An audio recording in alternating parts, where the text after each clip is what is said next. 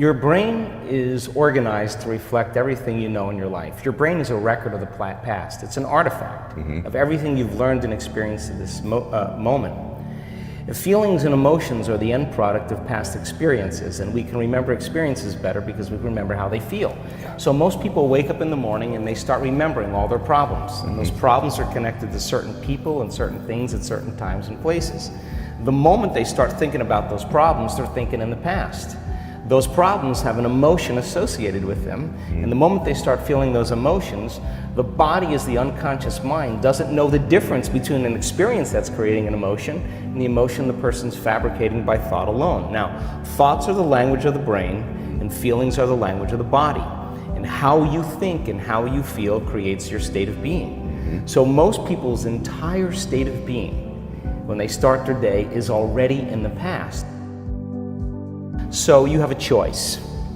The choice is you're either defined by a vision of the future or you're defined by the memories of the past. And when you decide to say, okay, I'm going to change, and you decide one thing: I'm not going to eat this food, I'm going to wake up earlier, I'm going to do something aerobic, I'm not going to have sugar after 6 o'clock, whatever it is, the person, whatever choice a person makes. The moment you make a choice to do something differently, and the hardest part about change is not making the same choice as you did the day before, get ready, because it's going to feel uncomfortable. It's going to feel unfamiliar. There's going to be some uncertainty and unpredictability, and that's the moment the game is on. Yes. So then most people, their body has been conditioned emotionally to be the mind.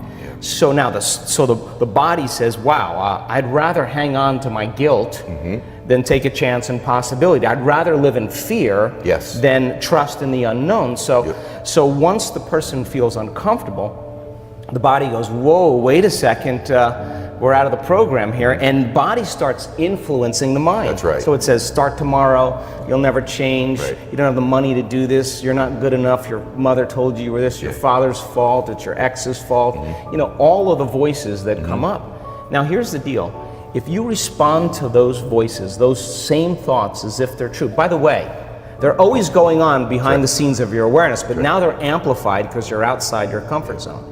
You believe in that thought's going to lead to the same choice, which is going to lead to the same behavior, which is going to create the same experience and produce the same emotion, and the person's going to say, this feels right. No, that feels familiar. Going from the old self to the new self is a neurological, it's a biological, it's a chemical, it's a hormonal, it's a genetic death of the old self. And people will say to me, in that void, in that unknown, I can't predict my future. And I'll say to them, the best way to predict your future is to create it. Not from the known, but from the unknown. I love it. So close your eyes now and think about that vision. Once you start thinking about that vision of your future, you're activating the creative centers in your brain.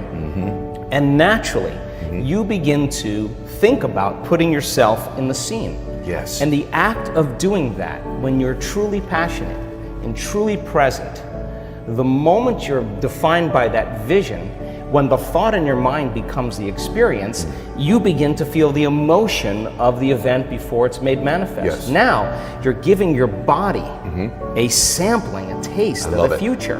And now, if a thought and a feeling create a new state of being, you're combining a clear intention with an elevated emotion, and now you're beginning to change your biology, and you're seeing a whole new landscape that you could never see before, because you're no longer viewing your future through the lens of the past. I love this. Now, this requires then something really specific, because most people will wait for their wealth to feel abundance. They'll wait for their success to feel empowered. They'll wait for their new relationship to feel loved. They'll get all these things when. Yes. So think about that. The absence of getting those things causes people to live in lack their entire life. That's right.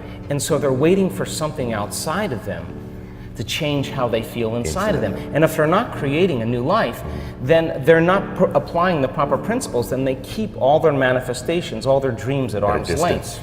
Well, think about this. If you get up feeling gratitude, if you get up feeling empowered, if you get up feeling whole, if you get up feeling unlimited, why would you worry about whether it was going to come or not? You would feel like it already happened.